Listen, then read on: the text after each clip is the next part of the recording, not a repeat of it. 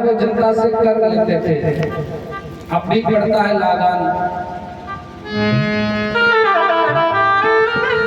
तो सभी ग्वाल वालों को बुलाया, नंद बाबा ने कहने लगे देखो गोपाल गोकुल रक्षाया निरूप्य मथुरांगतः नंदा कंसस्य पारसिक्यं करं दातुं कुरुद्वः। कहते हैं तब भी नंद बाबा गोकुल का भार अन्य गोपों को सौंप कर कंस को कर देने चले गए। नंद बाबा मथुरा गए हैं, कंस को कर दिया है और उसके बाद वसुदेव जी से भी मिले, क्योंकि एक दूसरे के मित्र हैं और वसुदेव की धर्म पत्नी भी इनके घर पर रहती है रोहिणी। आज नंद बाबा और वसुदेव मिले, देखिए मैत्री कैसी होनी चाहिए। वसुदेव जी पुत्र शोक में हैं, क्योंकि 6 पुत्रों की तो हत्या कर दी है कंस ने, एक हुआ है और जन्म लेते ही नंद बाबा के महल में छोड़ आए हैं। ये बात से तो वसुदेव जी जानते हैं, नंद बाबा तो जानते नहीं। और नंद बाबा बहुत प्रसन्न हैं, क्योंकि नंद बाबा सोचते हैं हमारे तो बुढ़ापे का पुत्र हुआ है। बारे मैत्री नंद बाबा अपनी खुशी को भूल गए। आज वसुदेव जी से पूछते हैं हे मित्र कहो क्या हाल है। कंस ने आपको बहुत कष्ट दिया है। वसुदेव जी कहने लगे हमारी छोड़ो, अरे बाबा अपनी बताओ, हमने सुना है तुम्हारे यहाँ पुत्र हुआ है, कैसा है, एक बात बतलाओ, पुत्र तुम पर गया है या यशोदा पर। वसुदेव जी दुखी हैं, लेकिन नंद बाबा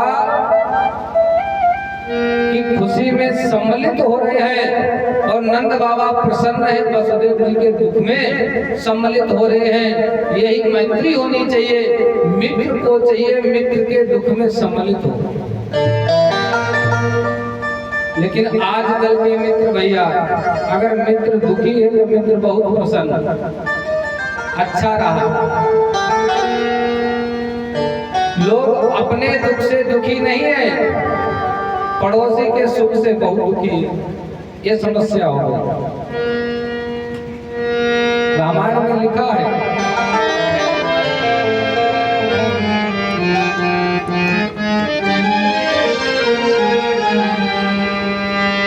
जिन मित्र दुख होई दुखारी तिनहि वियोगत पातक भारी।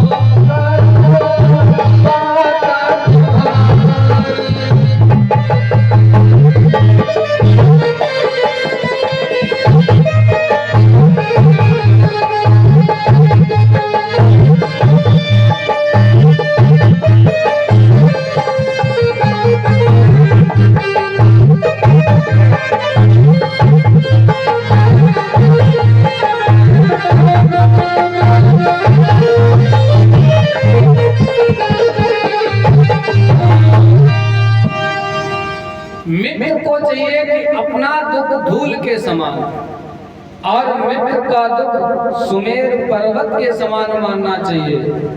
निज दुख कर समरज कर जाना, मित्र का दुख रज मेरु समाना। वसुदेव जी नंद बाबा से कहने लगे, बाबा तुम्हारे नंद महल में कोई अनहोनी होने वाली है, कोई घटना घटने वाली है, अति शीघ्र जाओ। नंद बाबा सोचने लगे वसुदेव तो पक्का ज्योतिषी है,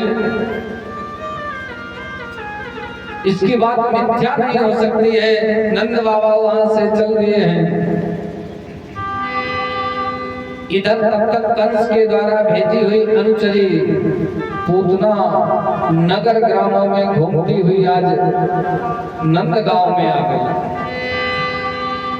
कंसेन प्रहिता घोरा पूतना बालघातनी,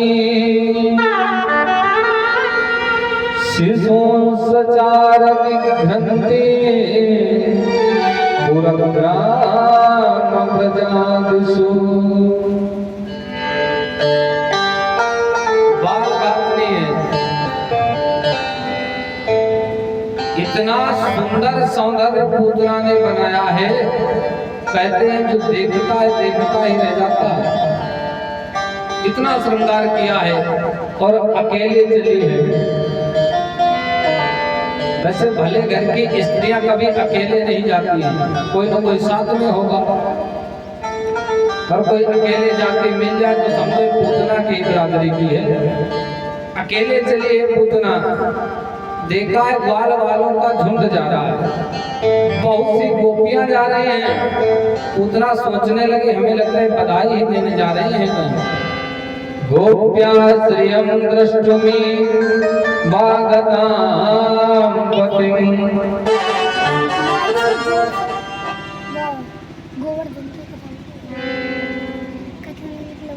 बोल दे।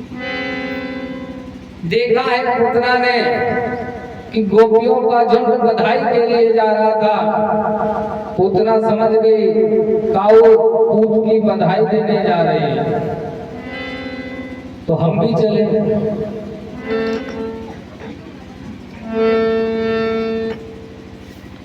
पूतना कहते हैं गोपियों के पीछे ही लग गई, पहुंच गई है।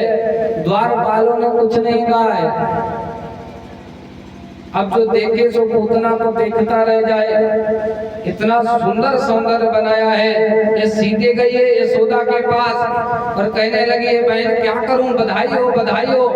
अभी तक नहीं आ पाए हूं मैं, क्योंकि एक कृष्ण भगवान की छठी वाले दिन गई थी। अब यशोदा देखे ये हमारी बहन कहां से आ गई, इसको कभी हमने देखा नहीं और ये अपने आप को बहन बता रही है। अच्छा, माताओं के रिश्ता बहन के बहुत जल्दी बन जाते हैं। 5 मिनट बैठे तुरंत बहनियां का बतावें। दो पुरुष बैठकर यहाँ से 200-400 किलोमीटर चले जाएं, एक दूसरे का नाम नहीं जान पाएंगे। और 2 माताएं बैठी हो एक सीट पर, फिर देखो नाम की बात है क्या है, उनका मायका कहाँ है, उनके बेटे कितने हैं, कौन सी बहू रोटी देती है, कौन सी नहीं देती है, सब पता हो जाएगा। पूछना कहने लगी बहन क्या करूं बहन, इतने दिन में आने की फुर्सत